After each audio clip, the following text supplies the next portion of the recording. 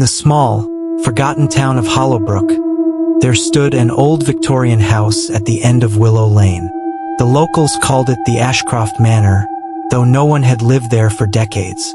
Stories swirled about the family who once occupied it. A reclusive father, a mother who vanished, and their young daughter, Eliza, whose laughter was said to still echo in the halls. The townsfolk warned that the house was cursed, its walls soaked in tragedy. But to a group of reckless teenagers, it was the perfect dare.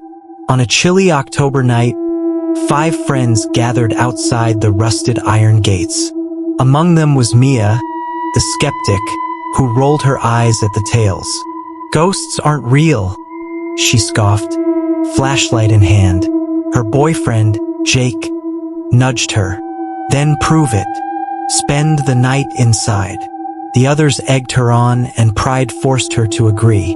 The air inside the manor was thick with dust and decay.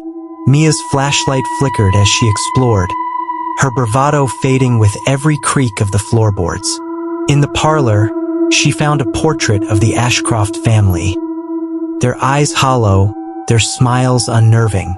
A cold draft swept through the room, extinguishing her light.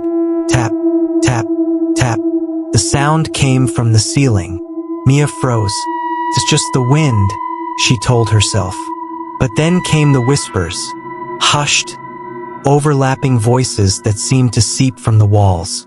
She followed them upstairs to a nursery, its crib filled with rotting toys. A music box on a dresser began to play a lullaby, its tune warped and slow. "Eliza!" A woman's voice wept from the shadows. Mia's breath hitched. A shadow darted past the doorway, small and quick. She chased it, heart pounding, into a bedroom at the end of the hall. There, in the moonlight, stood a girl in a tattered white dress, her back turned. "Eliza!" Mia whispered. The girl's head snapped around, her face a mangled mess of blackened veins and hollow eyes. "You shouldn't have come," she rasped, her voice like nails on stone. Mia screamed, stumbling backward as the walls began to bleed dark, oily liquid.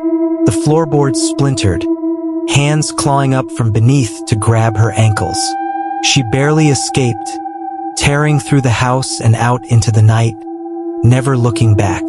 The next morning, her friends found her shivering on the curb, muttering about Eliza. They laughed it off until days later when Mia vanished. Her journal was discovered in the manor, its final entry scribbled in frantic red ink. "The walls won't stop whispering. She says I'll be her new sister." The Ashcroft Manor still stands, its windows dark. But on quiet nights, if you listen closely, you might hear 2 voices whispering from the walls and counting down to the next dare.